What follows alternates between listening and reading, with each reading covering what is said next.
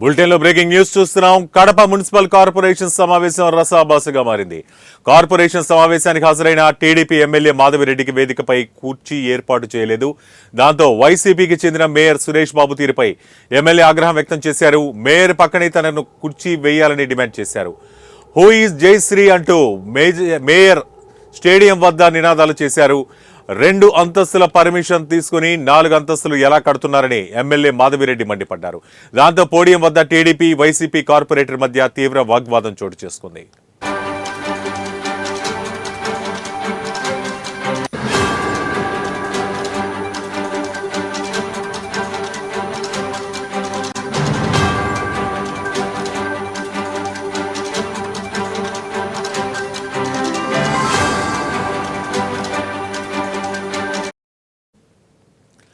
ఇక కడప ఎమ్మెల్యే మాధవిరెడ్డి మాట్లాడుతూ మహిళను మేయర్ అవమానిస్తున్నారు.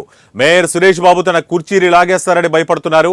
అందుకే కాబోలు కుర్చీలాట ఆడుతున్నారు. అధికారం ఉందని మేయర్ విచక్షణ లేకుండా ప్రవర్తిస్తున్నారు. ఆయనకు మహిళలంటే చిన్న చూపు, అందుకే మహిళలను నిలబెట్టారు. మేయర్ పక్కనే మహిళా ఎమ్మెల్యేకి కుర్చీ వేయాలి. గత ప్రభుత్వంలో ఎమ్మెల్యే డిప్యూటీ సీఎంకు ఎలా కుర్చీలు వేశారు, ఇప్పుడు ఎమ్మెల్యేలకు కుర్చీ వేయకపోవడంలో ఆంతర్యం ఏంటి? హూ ఈజ్ జయశ్రీ 2 అంతస్తుల పర్మిషన్ తీసుకుని 4 అంతస్తులు ఎలా కడుతున్నారని ప్రశ్నించారు. దాంతో మేయర్ ఎమ్మెల్యే మధ్య వాదోపవాదాలు జరిగాయి.